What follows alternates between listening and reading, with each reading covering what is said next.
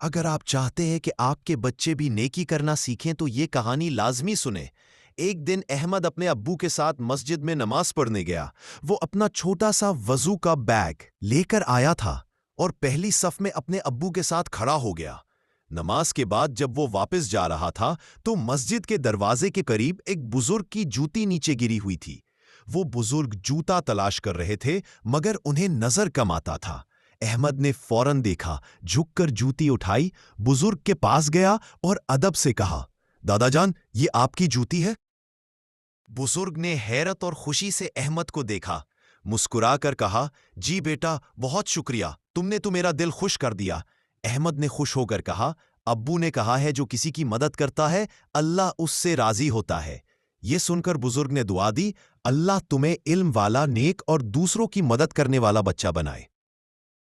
احمد خوشی خوشی ابو کے ساتھ گھر چلا گیا اور اس کے چہرے پر سکون اور مسکراہٹ تھی کیونکہ اس نے ایک نیکی کر کے اللہ کو راضی کیا تھا۔